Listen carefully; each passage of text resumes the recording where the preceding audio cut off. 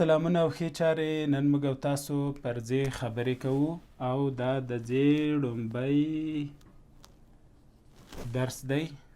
کلمې لیکو، ځان لیکو. ځان کې ځې راځي، الف راځي او نون راځي. ځې او الف سره یو ځای کیږي او نون یې څنګ ته لیکل کیږي. څه ترې جوړ شو؟ ځان. خو که ځان په ځوان بدلوو، له ځې نه وروسته واو راځي، نور همغه توري دي. ځې ده، واو دی، الف دی او نون دی. ځې واو سره یو ځای کیږي، الف څنګ ته راځي او نون هم ورسره څنګ ته. له ځان نه څه شی جوړ شو؟ ځوان جوړ شه. خو که له نون نه وروسته یوه یې ولیکو، له ځوان نه به څه جوړ شي؟ ځواني. ځې ده، واو ده، الف ده، نون ده او څرګنده یې ده. همغسې لکه ځوان کې ځې واو سره یو ځای کېده، دلته هم یو ځای کېږي، الف یې څنګ ته لیکل کېږي او نون او یې سره یو ځای کېږي. څه شی ترې جوړ شو؟ ځواني. خو که ځواني نه واو لرې کو، ځې او الف سره یو ځای کېږي، نون او یې څنګ ته راځي، بیا څه جوړېږي ترې؟ ځاني. ځې الف نون یې څه شی سو؟ ځاني.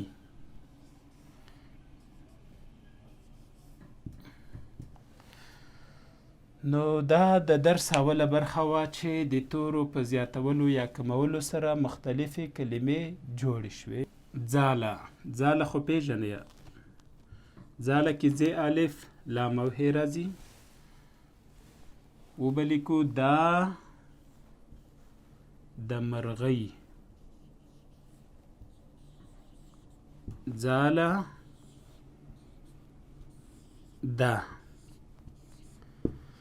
دا د مرغۍ ځاله ده. مرغۍ پښتو کې یو مرغه دی، بل مرغۍ ده. مرغۍ کوچنیو الوتونکو ته وایي چې واړه واړه وي، او مرغه چې ده بیا غټ چې وي هغو ته وایي. مرغۍ په ونه کې ځاله کړې ده. په ځاله کې مرغزي بلند وي. مرغزي مرغوچي د مرغۍ بچي ته وایي. مرغزي دی. مرغزي مطلب د مرغۍ زامن. ځاله. ځې الف لام ه ځاله. دا د مرغۍ ځاله ده. مرغۍ په ونه کې ځاله کړې ده. په ځاله کې مرغزي دی. مرغۍ ګورئ، ممرې غین نوموالی مرغۍ شوه. ونه څنګه لیکل کېږي؟ واو نون او ه ونه. او مرغزي کې ممرې ګډ لیکل کېږي، غین ځې ګډ لیکل کېږي او څرګنده یې پکې راځي. ګورئ ځاله دا د مرغۍ ځاله ده. مرغۍ په ونه کې ځاله کړې ده. په ځاله کې مرغزي دی. دا به تاسو له ځان سره بیا بیا لیکئ او وروسته به ویډیو نه ګورئ، له یاده به یې لیکئ چې زده سوي مو دي او که نه. بیا هم ځاله دا د مرغۍ ځاله ده. مرغۍ په ونه کې ځاله کړې ده. په ځاله کې مرغزي دی. اوس راځو د تمرین دویمې برخې ته. توري لیکو، تاسو به یې سره یو ځای کوئ. اول څه لیکو؟ ځې لام.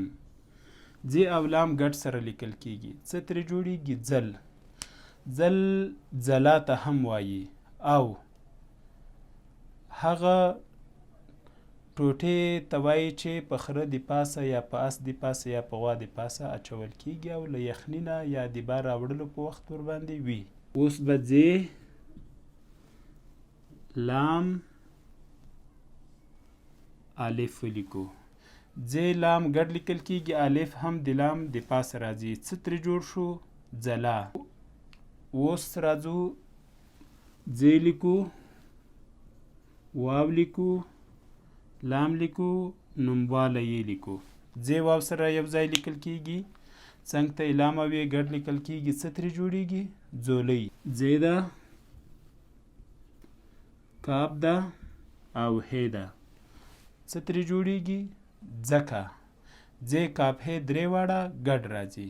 د دې لپاره چې معلومه کړئ لیکل مو سم دي که نه، نو اوس یې وګورئ. ځل دا ډول لیکل کیږي، ځ لام ځل. ځلا.